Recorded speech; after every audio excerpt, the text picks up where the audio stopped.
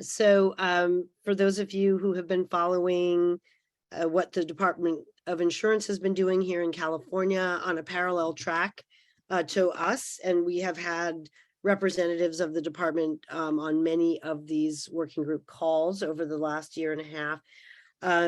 They had opened up a regulatory proceeding, some of you may remember, where they recognized with us that one of the keys to getting people a break on their insurance and also getting people rewarded for investing time and money into home hardening and brush clearing and defensible space was to standardize the rules for insurers to adjust their rates so that you pay less if you have done more. And so earlier this summer, the department floated a version of the regulations. They solicited input. They got lots of input from us and a number of the folks on this call. They went back and made some adjustments to address issues that insurers brought up, that we brought up.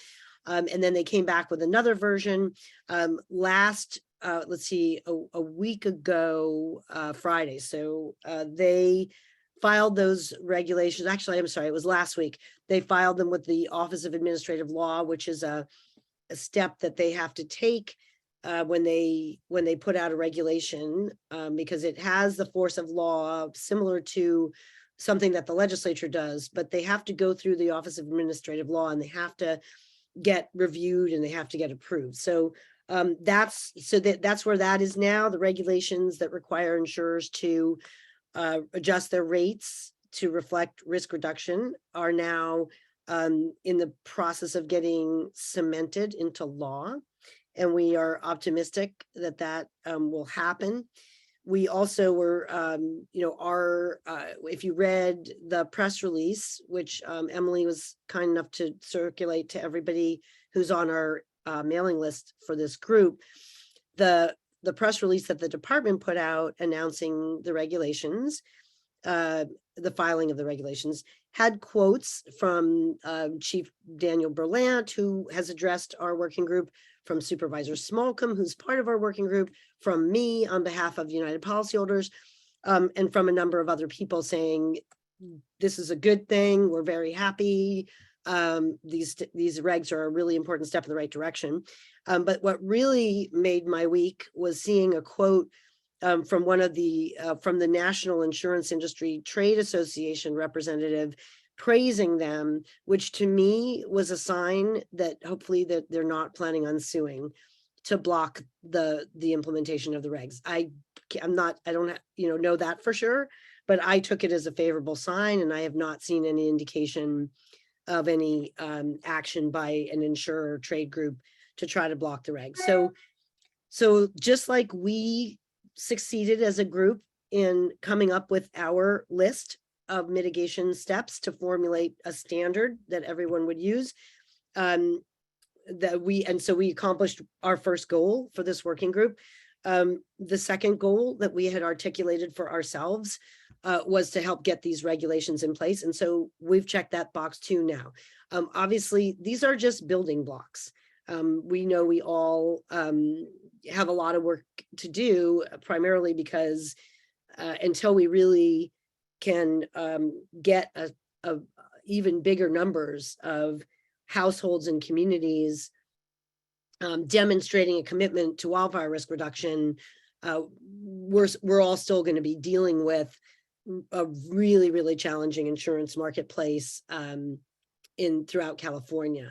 So now that we checked box one with the standards, box 2 with the regs, now we're on to box 3, which is setting up this RAP resource center so that people throughout the state will have the easiest possible time in a one-stop place finding out what resources are available in their community, and also for us, because we've seen how much great work gets done when we bring all the right people in the room together, as we've been doing through these working group calls. We want to continue through this RAP resource center to be a vessel for all of you in your communities to communicate with each other, to troubleshoot, and share good ideas and share hair pulling about things that are challenging you in terms of now that there's more money being made available for people. How do you then, how do you disperse the money? How do you, and now with this just really fast growing development of vendors who are selling risk reduction services to households, like, if you can't do it yourself, we'll do it for you. How do we kind of identify who the reliable players are there, and kind of get our minds around what should people kind of expect to pay, to get to qualify for, to do the risk reduction. Those are all, as you all know, very challenging. We're sort of at the back to the, where in some sense where a lot of you are, which is, convincing people to do things, and workforce development. Yes. Having a regulation in place is a great thing, but it's a long way, from that to somebody's pocketbook, right? To really, being able to say to people, it is worth spending the money and time, and you're going to get a payback, and really being able to demonstrate that to people. We've got a long way to go there, but we're at it. So that's where we are now, and we will be continuing these meetings for the foreseeable future. I don't see anything on the horizon that would suggest that we're going to want to stop, because if anything, this is more important than ever, because we're looking for volume adoption, right? We want, the insurers want to see not just one house, they want to see 30 houses in the community, and you all know from the work you're doing that that's a great goal, but actually getting there is challenging. So I do appreciate very much every single person that's on the call today, because I know you're all doing something in this space that's important. And so the person that I invited to speak today is some of you may know him, some of you may be working with him. His name is David Shew. He impressed the hell out of me when I saw when I saw his presentation. We were both on a panel at a conference in San Diego, Protecting Your City from Wildfire, very important conference. And he went before me, and it was kind of a bummer for me, because he put on such a powerful slide deck that mine was a little dry. Okay. But David was with CAL FIRE for 3 decades? David, is that right? 32 years. 32 years. So he walked the walk, and has had a really interesting career since he sort of transitioned from being full-time with CAL FIRE to being a consultant. And he did a fascinating project after the campfire. An insurer retained him, and if I get this wrong, David, you're going to correct me. I think it's Zurich, if I'm not mistaken. It was Aon. Aon, okay. So Aon, a giant risk management and brokerage and outfit, hired him to do a post event analysis of the campfire and what went wrong, and what the fire behavior was, and the whole thing. He'll explain more about it, but so he did that, and of course that makes him very important to us, because at the end of the day, we want to be able to demonstrate that risk reduction works, that it's effective. And so David has been sort of generating evidence about that. But so David's going to be sharing his screen, and he's going to share some of his research and sort of and also his really like close to the ground observations about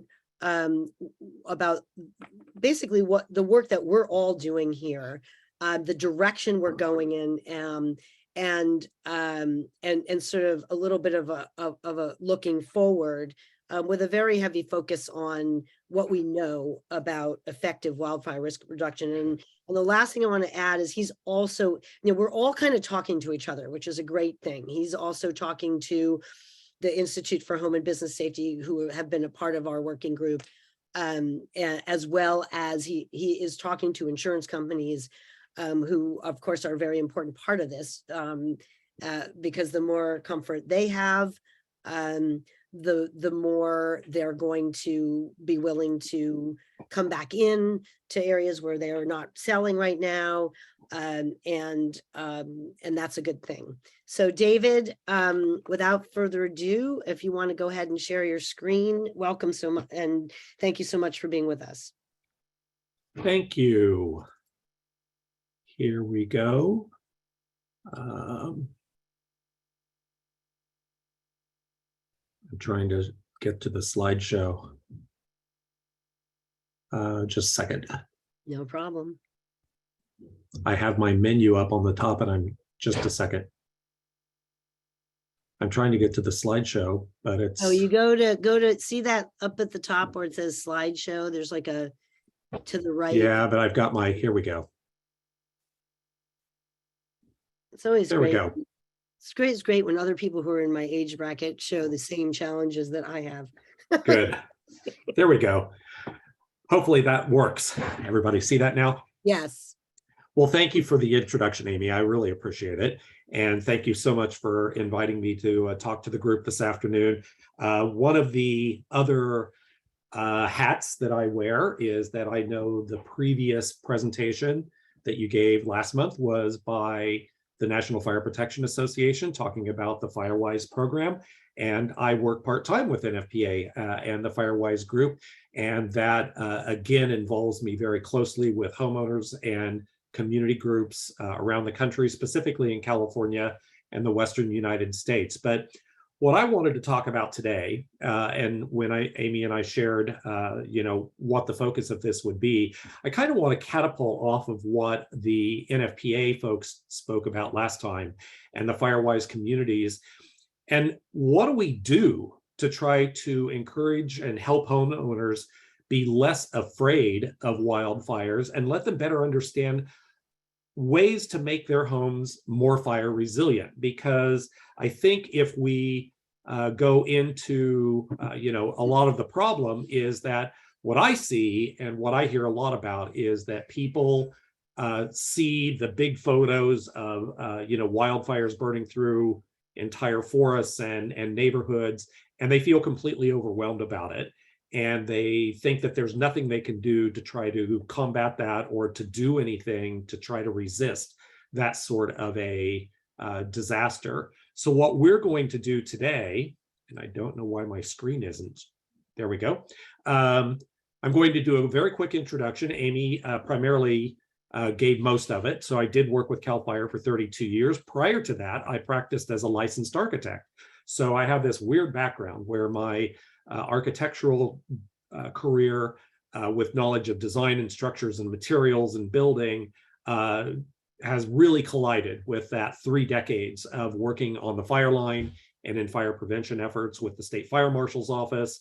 I served as the fire marshal in Napa County, where I live here. I worked on one of the state's incident management teams for 11 years as the public information officer. So went to lots of fires, talked to lots of media, and shared with information about what fires were doing out on the landscape.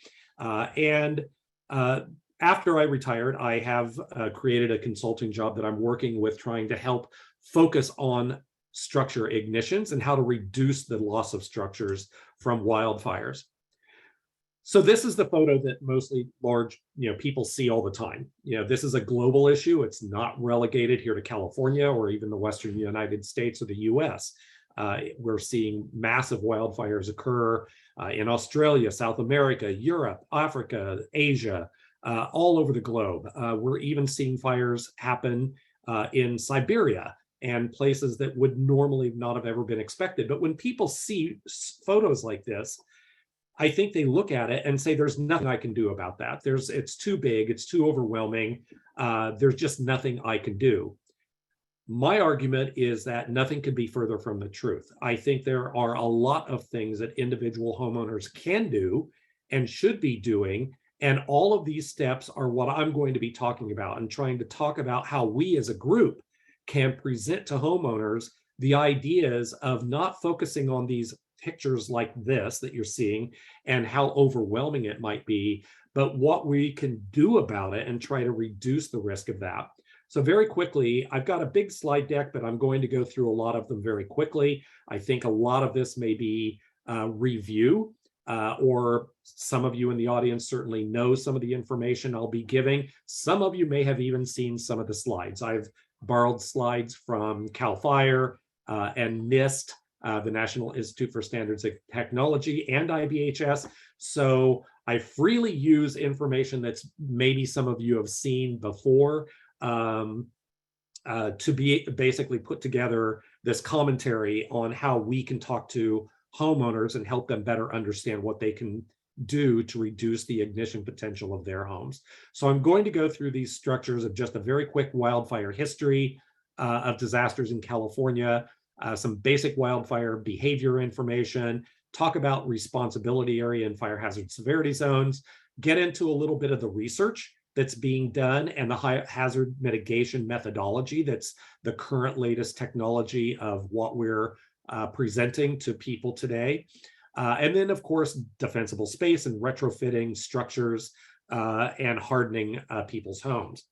So very quickly, going into the wildfire history, I suspect that most of you on this call are well familiar with this, that there was, we live in California in a natural wildfire environment. It's been a wildfire environment for millions of years. It's the fact that human beings chose to live in this wildfire environment. But unfortunately, as Western civilization began moving in, and European settlers began moving to the Western United States, coming in, they looked at fire as being something bad, as virtually an enemy. And the natural state of wildfires burning through the landscape, keeping the forest clear of brush and debris, and basically allowing forests to be a very healthy environment, started to disappear. And what happened is that over time, these policies started existing that determined that we should be suppressing fires rather than living with fire and allowing fires to burn more cohesively. Native Americans, prior to European settlement in the Western United States, had known this for thousands of years. They were very successful partners with living with wildfire, but we failed to learn their ideas, and we are fortunately beginning to bring some of that back, but it's going to take a while to get back to normal.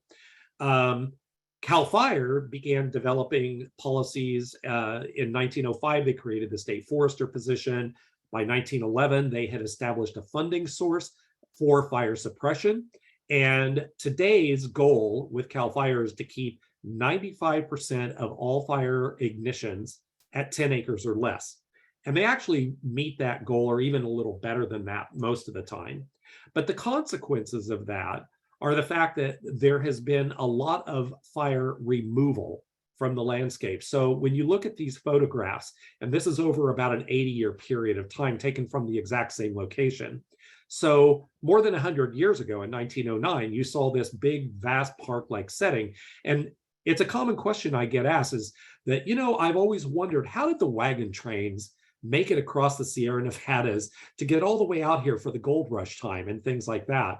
Well, the simple answer was, because people look at the density of the forest that we see today on the right, and say, I don't understand how the settlers worked their way through all that. Well, the fact is that didn't exist. It looked like the photograph in the left.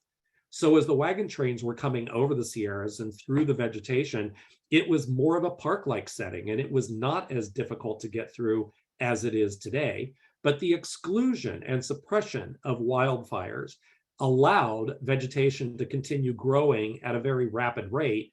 And over the last 100 to 150 years, we've changed the environment to include a lot more fuel than was previously thought. So when we look at these, and again, these are standard basic charts that CAL FIRE keeps tabs of. They have 3 top 20 lists. One is on the left, the largest California wildfires. There's also the top 20 most destructive wildfires. And a third chart, which I'm not showing, is the top 20 deadliest wildfires.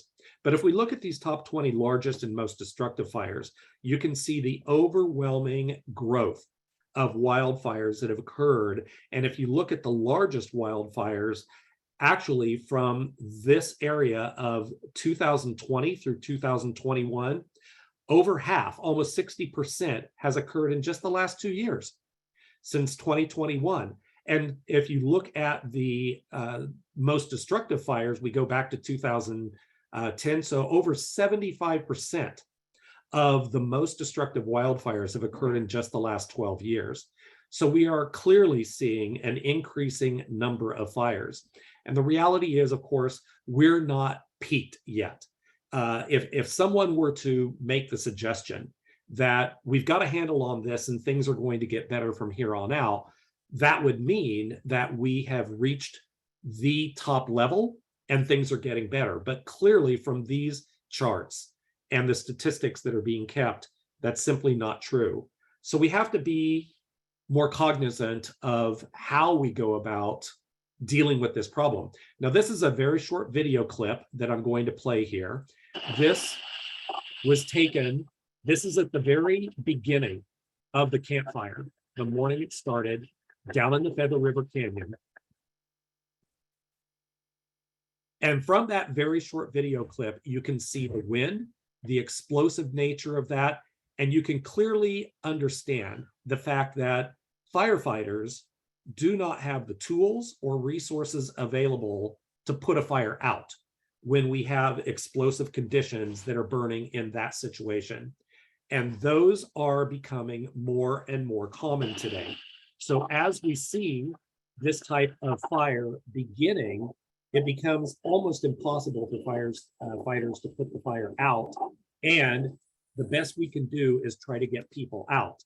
This next video clip is a very short clip that I want to play, and this is the real problem we have to face. The winds have kind of been picking up in the last few minutes or so, and that's what crews here are worried about. They've been cutting down trees in this area, hoping it doesn't spread into downtown. Now, that's some of that video that we shot earlier. That's taken actually of Via de Santa Fe and Via de la Valle, where at least 3 homes were on fire.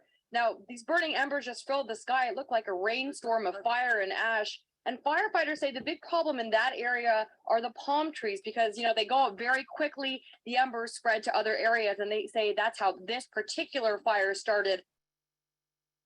So when we talk about these types of events, those embers that you see are what I really want to focus on. When I first started talking and I showed you the mountains on fire with the city in the front of it, and people look at those types of events and say, there's nothing I can do about it.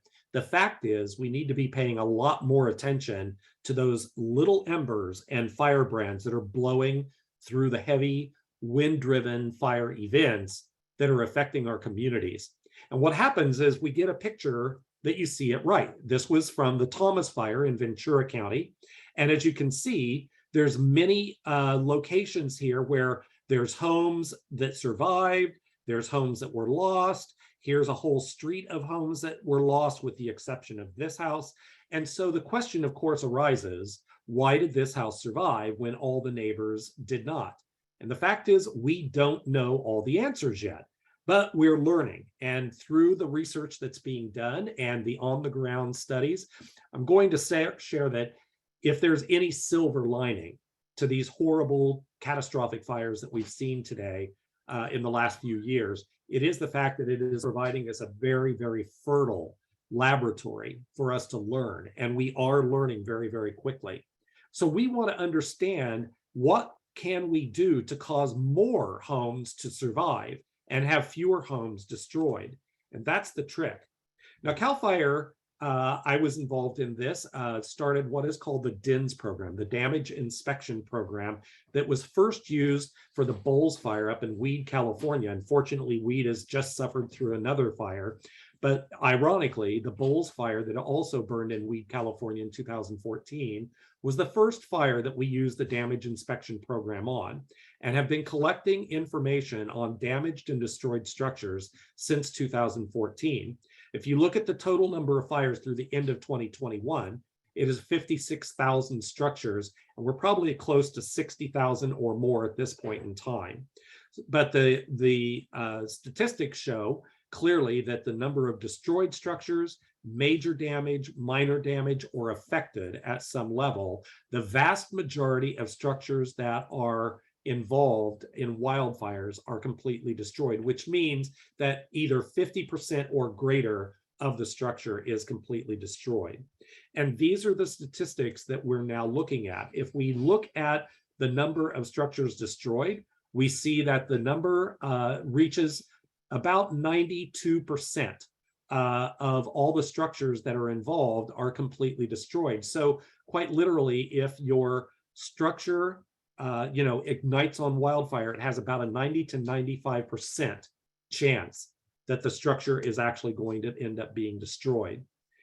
In California, there's roughly 2.2 million structures in the wildland urban interface and intermix. Those terms are interchangeable a lot, but the interface is clearly where subdivisions are built up to a line, and across that line is the heavy wildland area, as opposed to an intermix where the structures are interspersed. And the strategies for how people have to deal with their structures and their properties are quite different based on whether they live in an interface or an intermix area. And fire behavior will also affect the structures in those types of areas. And if there were ever, again, this chart identifies the fact that since 2000, the number of structures destroyed has increased significantly since those years. So we have to pay attention to that and start looking at the ignition causes and how we can reduce the number of those causes. So most of you are probably, this is a very, very familiar chart with a lot of people, I'm sure. This is basically day one of any firefighter's career, is that you learn that the three elements that are necessary for a fire to occur is fuel, oxygen, and heat. And those three elements, if any one of those are removed, the fire goes out. In the wildfire arena, we have a similar triangle that calls for topography, weather, and fuel. And again, topography is an element that we really don't have any control over. We're not going to modify the topography across the landscape. We're also not going to be able to modify the weather in any significant factor on the short term. But the one element in this triangle is the fuel, and fuel is anything that will burn: vehicles, cars, structures, all of the infrastructure. All of these things that burn in a wildfire are things that we as humans have control over. We can choose where and with what to build with. We can choose how to establish land use planning practices that better site locations for our developments, and how we can be more cohesive with the wildfire environment in a particular area. And we're learning more and more about those kind of things. So the fuel element in this triangle is extremely important, because that is the one element that we as the human race have the ability to control. When we look at the exposure of structures from wildfire, we're essentially boiling it down to three elements. You have embers, which are by far the highest cause of elements of burning and igniting structures. And those embers we've seen many, many times, and I'm sure many of you in the audience have seen them up close and personal. And so the embers are the primary focus that we want to deal with. But we can't forget the others, which is direct flame contact, which occurs if you have another ignition source that is burning very, very close to your structure. And it could either be vegetation, it could be another structure, it could be any type of thing like that. And then, of course, radiant heat. So once again, it goes back to defensible space principles and land use planning principles. So if we have enough separation and space between our structures and the burning elements, then the radiant heat will be less impactful. If you can't establish that greater space, then you have to pay much more attention to the materials you use and those kind of things. So these three elements of embers, direct flame, and radiant heat are the three elements we have to pay attention to when we're building and retrofitting homes.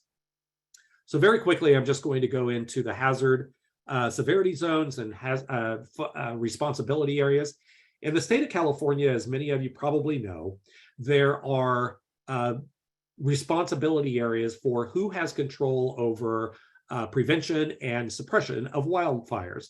And in the entire state of California, every inch of land falls into one of three categories. It's either federally controlled, or FRA for federal responsibility area, which in the map at the right is all the green areas, our national parks, our national forests, BLM land, Bureau of Land Management, all of those lands that are under the authority of the federal government are classified as federal. Then you have the gray areas, which are known as local responsibility area, which are, again, incorporated lands, or as you see in this big giant gray swath down the center valley, the San Joaquin Valley and the Sacramento Valley, we see those as non-watershed areas, which again are classified as local responsibility area, even though they're not all incorporated lands. The remaining yellow zones, which is about a third of the state, is the state responsibility area, of which the state has responsibility for the suppression and prevention of wildfires. So it's important to understand the classification of those boundaries, because those dictate some of the codes and regulations and land management decisions that are made for fire activity across the state. CAL FIRE has all of these maps available in the what's called the SRA viewer, the State Responsibility Area Viewer, that you can go online to the CAL FIRE website and see that 31 million acres and what the state responsibility area maps look like. They're updated every 5 years, or on occasionally more often as communities incorporate surrounding lands. That ties into the fire hazard severity zone maps, which you see at right across the state. And you see three colors. You see yellow, orange, and red. Those are referenced as moderate, high, and very high fire hazard severity zones. And these are determined across the state responsibility area and the very high fire hazard severity zones that fall into local jurisdiction. You'll see a lot of white on that map at right, and a lot of that is going back and coordinating with the green federal responsibility areas that you saw across the state, because the state does not map the hazard severity zones within federally managed lands. So it's important to understand these severity zones, because those dictate building codes, land use planning decisions, and how we move forward with trying to better protect structures and communities in those areas. So this map again on the right is the full state, and each county is individually identified across the state with their own individual county map. This one happens to be Butte County, and you can see this gray area right in the middle there. That is the community of Paradise, which is pretty much surrounded by red. And in fact, the next map, I'll go to this one here. This next map shows the very high fire hazard severity zones that occur within the town of Paradise. So it's really no surprise, and it wasn't a big surprise to people who live there, that they were at high risk of a potential devastating fire. And a lot of people recognize that from a long time ago. If we go back to this, the fire hazard severity zones actually date back to the 1980s, where the legislature wanted to know what is the hazard across the state as wildfires began to become bigger and more frequent. And then this particular picture is of the Oakland Hills from the tunnel fire in 1991. And the Bates bill passed the following year, asking for more studies to be done on these very high fire hazard severity zones to understand better where those kind of terrain could exist and where other fires like that could happen. Now, these maps are all being updated. The current maps are dated 2007 and 2008, and there is a whole new revised set of maps that are coming out currently, and we can get in touch with CAL FIRE to find out what their timeframes are, but this is something that's ongoing at the moment. How am I doing on time, Amy? You're doing great. I know that was one of the questions I had asked you to cover was when those maps come out, which we were told would be before the end of this year. I do know that there are some CAL FIRE units that are reviewing them now. Okay. I don't have firsthand knowledge of whether any of the local jurisdictions have received them and are reviewing them at this point. But yes, they are intended to be slowly rolled out. And again, you would have to, there may be some CAL FIRE folks online here that could respond or maybe give a better time estimate as to when those will be rolled out. Paul Lowenthal, thank you. He's our Santa Rosa Fire Marshal, Fire Chief. Paul, I'm so sorry if I'm mangling your title. Notes that they have been scheduled to be released in November for public comment. I'm just curious, and I don't want to interrupt your flow here, David, if you have a prediction for what what impact that's going to have when they release those maps. I honestly can't say. I haven't seen them. Okay. So I don't know what the results will be. What I do know is that from the 2007 and 8 initial release of the current maps that we have all known for many years, back then, the technology and map layers didn't exist really well of wind factors and things like that. And I know a lot of effort and work has gone into creating better understanding of how those wind factors, which jump forward to 2022, of course, and the early 2020 and 2021, we have much better data and maps on wind. And I know those will play a heavy role in what the new maps look like, but I have not seen them myself personally yet. Okay. So it's hard I don't want to speculate. Okay. And Paul, I right. You're division chief and fire marshal at the Santa Rosa Fire Department. So thank you for chipping in that information. Perfect. And thank you, Paul.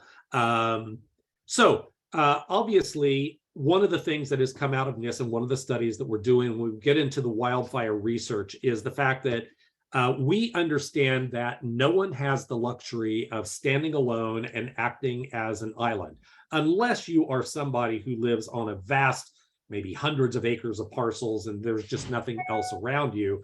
But largely, it's important for all of us to understand that what we do or what we don't do, and conversely, what your neighbors do and what your neighbors don't do, all affect everyone in a community.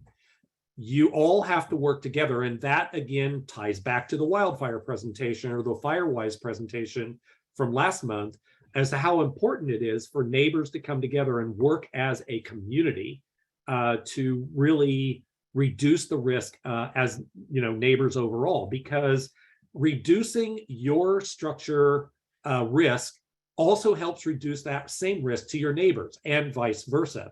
And what it also calculates into in this, the results that we found is that in severe exposures, like it says on bullet point number 3 there, 80% of mitigation does not equal 80% of ignition risk reduction.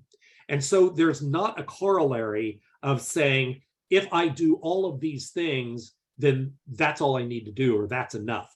We don't have the science behind that level of knowledge yet. We're working towards it. And through the work of researchers around the globe, better information is coming forward all the time. But what we do know is that not an equal one-by-one corollary. So it is important to understand that how do we understand what the highest risk factors are?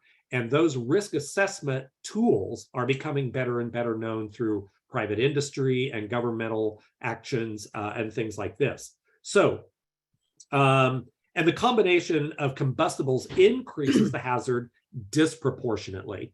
So once again, we have to understand how fire affects any given structure, and smaller elements may make a bigger difference in some ways, where if you do a big thing, it may not reduce the risk reduction equally. So those are just things. I know this is a lot to kind of absorb, but it's a complicated factor that we don't know all the details about quite yet.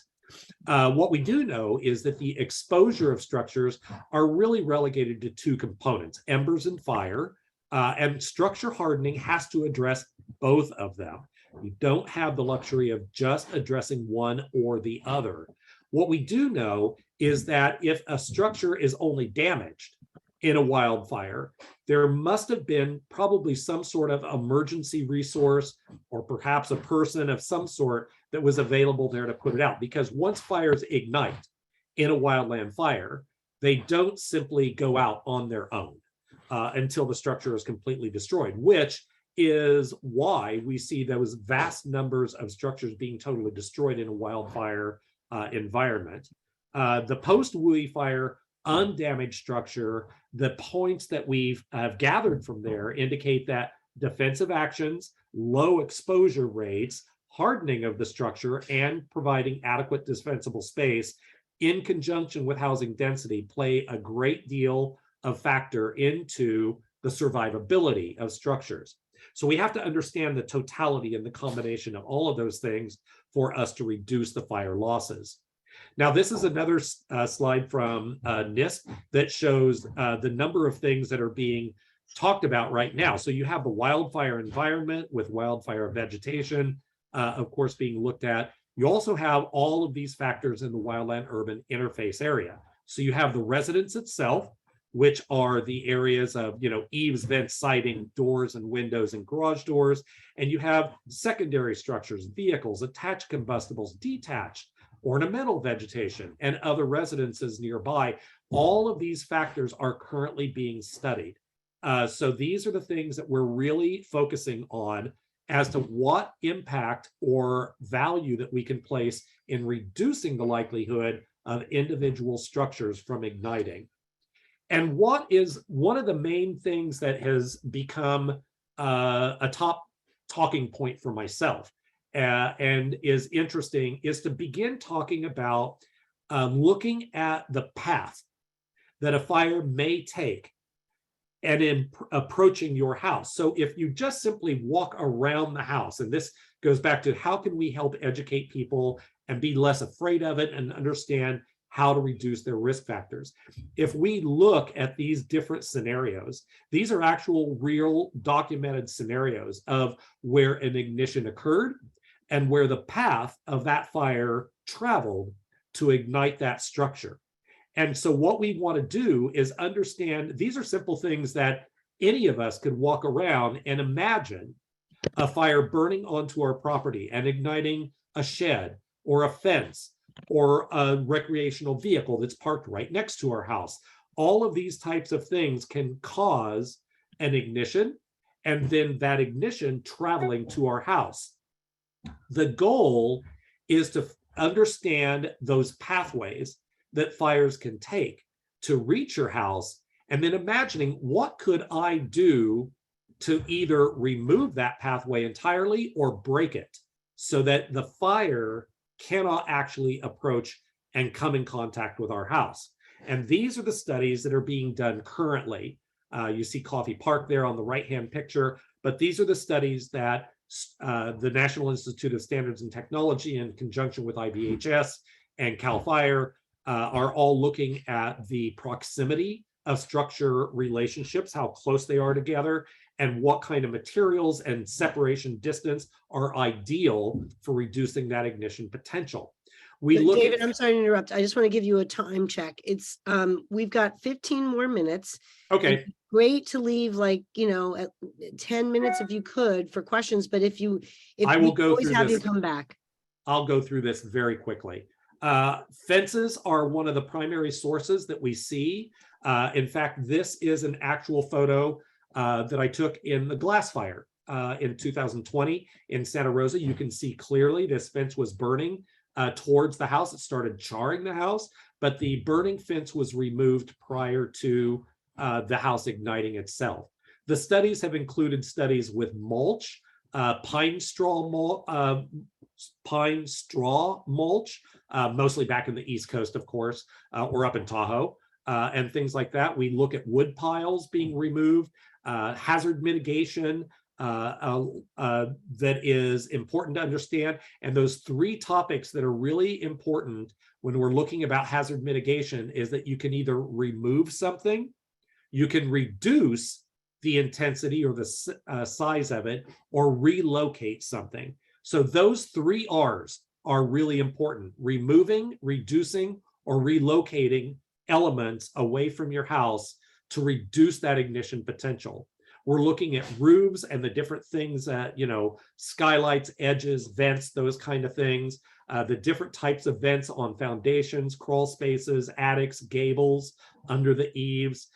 These are different kinds of views of vents, skylights that are on roofs. All of these factors are being studied, and we're understanding the vulnerabilities and what can be done to better harden them to reduce their ignition potential. Looking at different types of siding, and not just siding, but corners. What happens to interior corners versus exterior walls and things like that.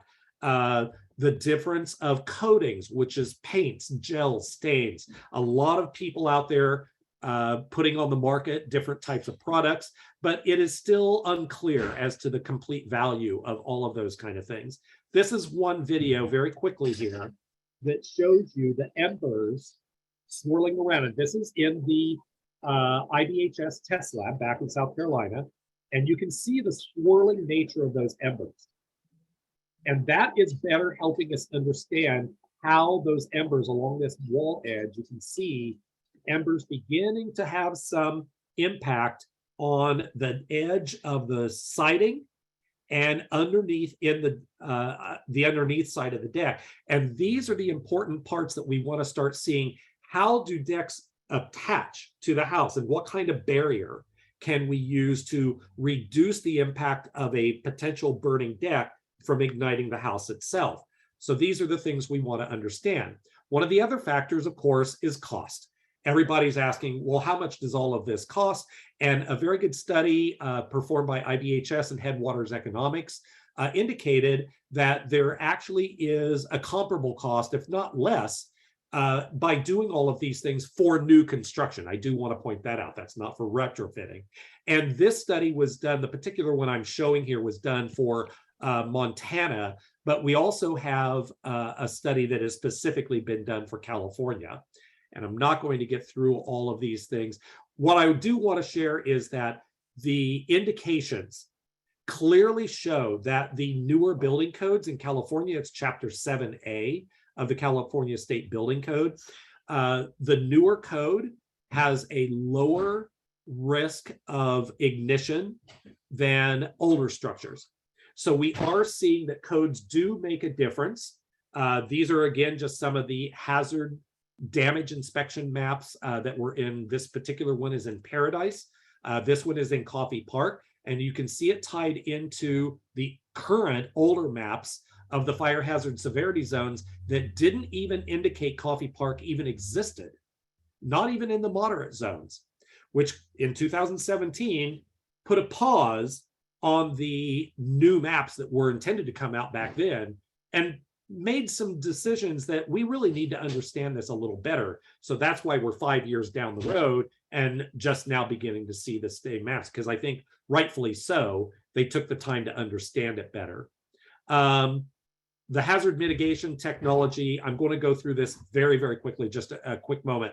I think this is, again, from NIST, but I like this slide because what it does is it shows the fact that you have these almost, if you think about it, almost these two knobs.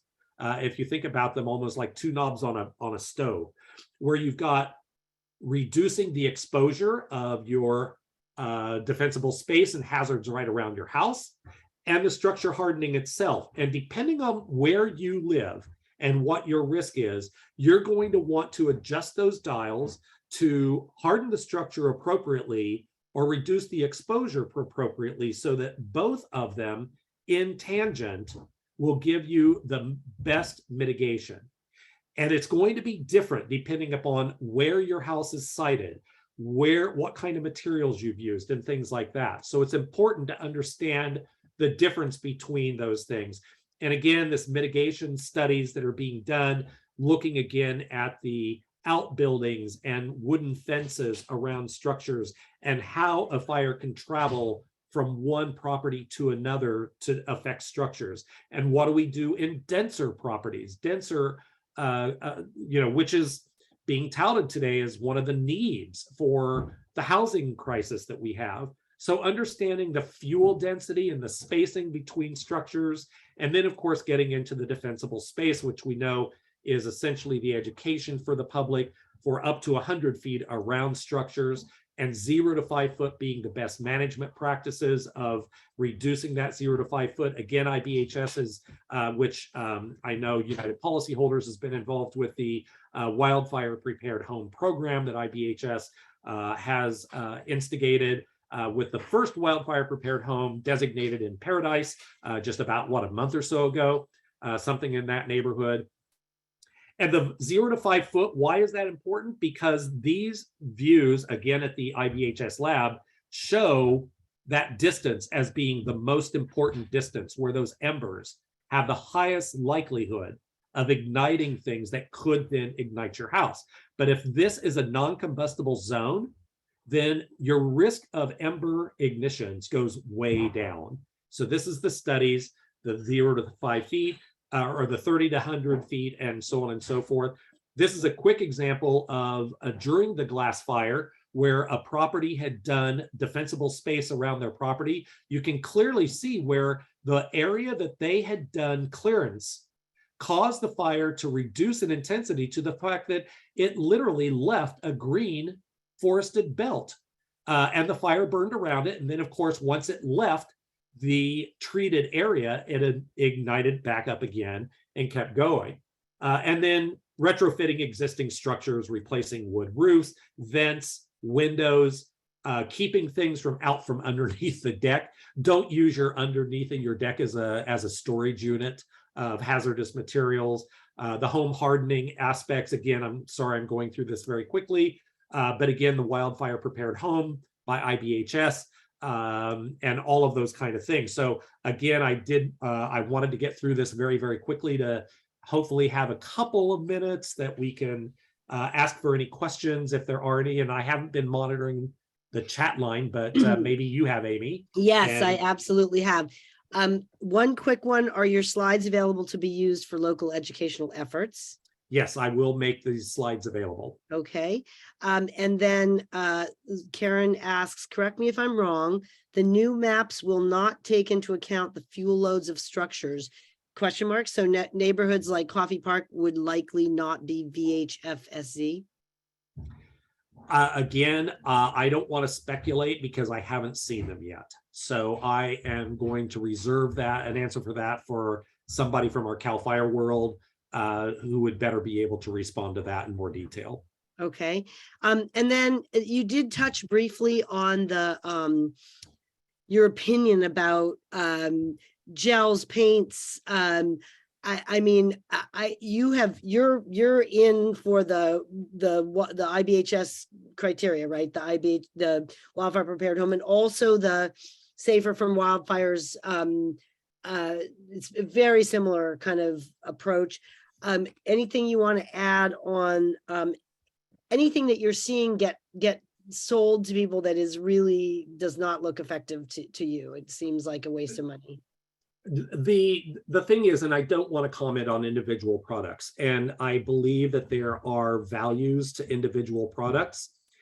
What The biggest challenge I think that we find is that in order for these products to be highly effective, it is a very specific application process that has to be done very purposefully.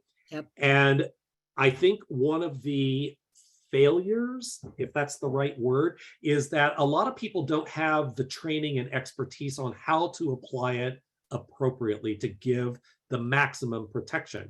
So even if they use it, there may be a gap, or there may be some surface that didn't get covered, and that becomes the Achilles heel, and that becomes the ignition point. And so what we're finding out is that there are not only application challenges, but there are also longevity challenges. We don't really know if you apply a paint or a gel on a side of a house, how long does it really last? And the jury is still out on that, I think.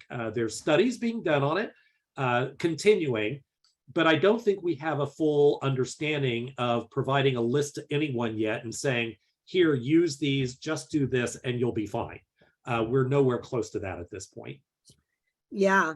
And then we, in the chat, we got a big compliment to you. And I agree, you are sort of a rock star. We're really, I mean, you are very unusual. It's really great to have you in this space. We appreciate I'm unusual, that's for sure. That's yeah. And we do appreciate it very much. Let me see if we have any other. Do normal, in quotes, landscape type hedges and shrubs up within 5 feet of the house need to be cleared as well? So, if you read the, that's actually $1 million question. That's $1 million question. That is $1 million question, and my answer would be it depends. I think that the studies clearly show that if you were to completely remove anything flammable around the base of the house, that is your maximum protection. It's that simple. However, we are challenging people's paradigms of what everybody thinks of as quote unquote attractive landscaping. I mean, quite literally, we have spent the last 100 to 200 years training our culture to build one with nature, be a part of the landscape, make our homes look like they blend into the natural environment. Well, the drawback to that is that now we're discovering that all those things that we've grown up and learned, and many of us, it's the only thing we know, and it's the only thing we've ever seen, there are very high levels of danger to that and high levels of risk for fire ignition. So by changing that paradigm, those things take time. Those, I would argue, are social issues that are far more difficult to change than simply writing a code in a regulation and saying, do this.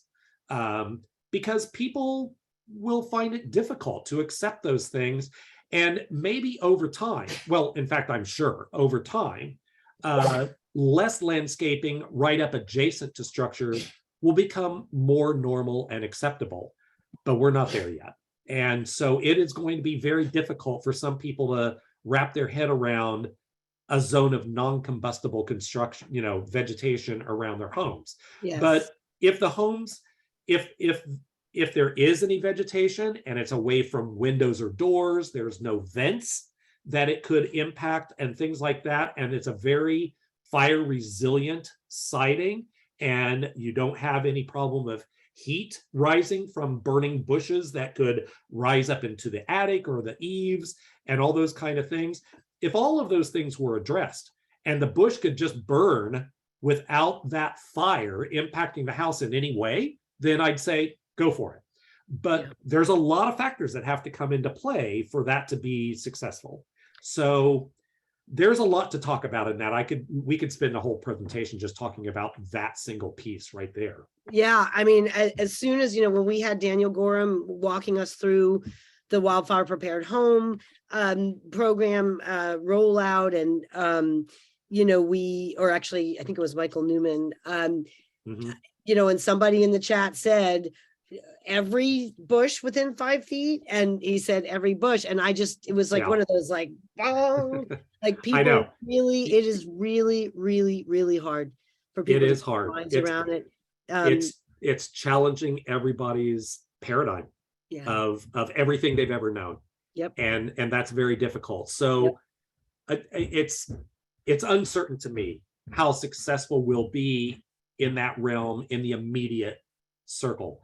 I do believe that over time, because we'll see more and more success from homes surviving wildfires with that element taken care of, that I think people will become more receptive to applying it. And, paradigms change over time, right? I mean, things become more attractive later on that you didn't think were so at first. Right. And I Well, think, I mean, just look at areas that are subject to flooding where people, where you'll see correct. house after house elevated. It takes a long time. People resisted it like how?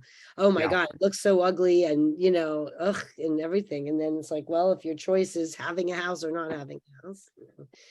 Right. So We're at the hour. We had a couple Okay. more questions that let's see. And folks can stay on if they want.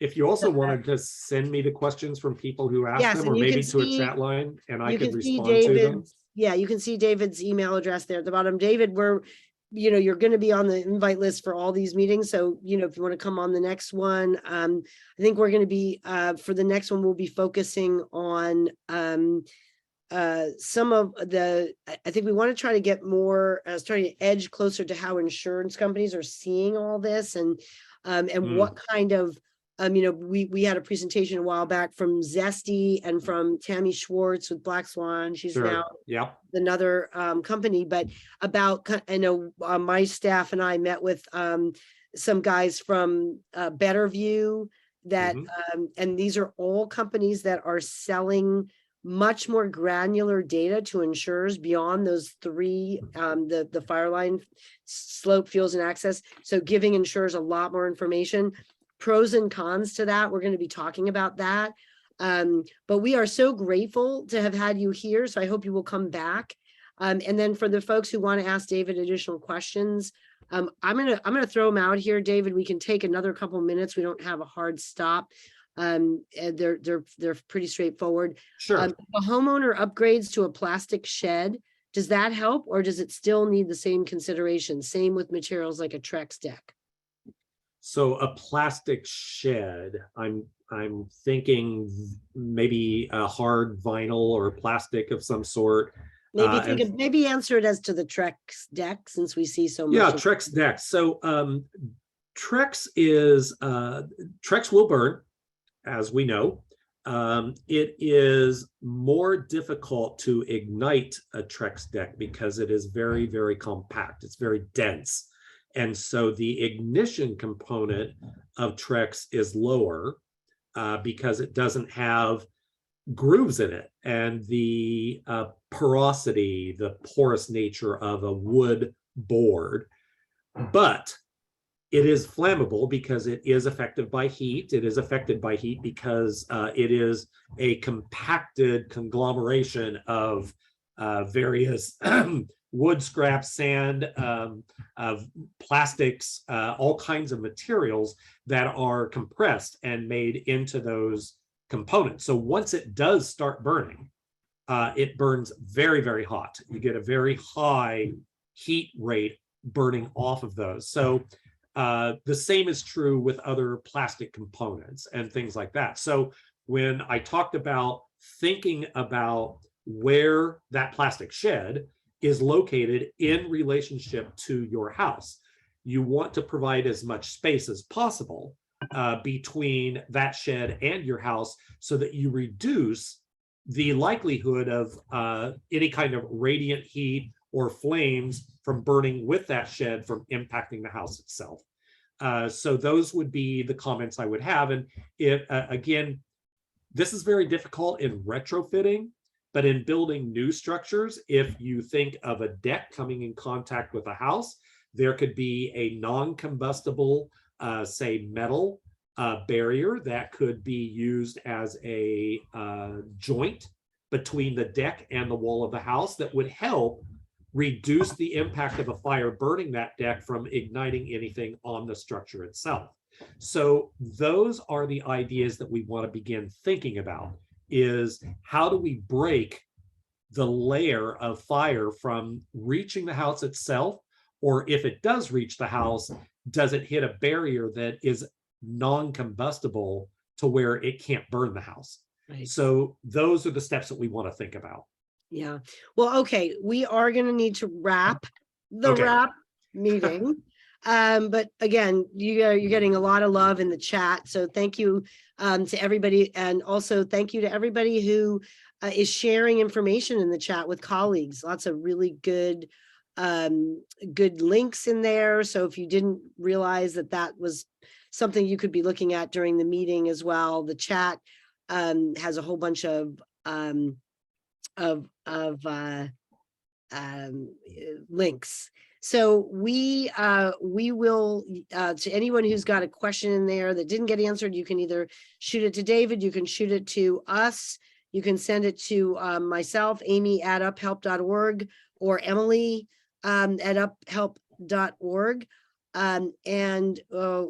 We really appreciate everything that all of you are doing. We will shoot out an email to everybody with the date for the next meeting. And we are still kind of turning over who we think would be the best speaker. You know, David, you were great. So thank you all. Keep up the incredibly important, valuable work that each and every one of you are doing. Stay in touch with us and have a good rest of your day. Thank you so much to my team, Emily Rogan, Val Brown, Annie Barber, Joel Loucher, who is not with us today, but has been incredibly helpful to this effort. And we will see you next month. Thank you so much.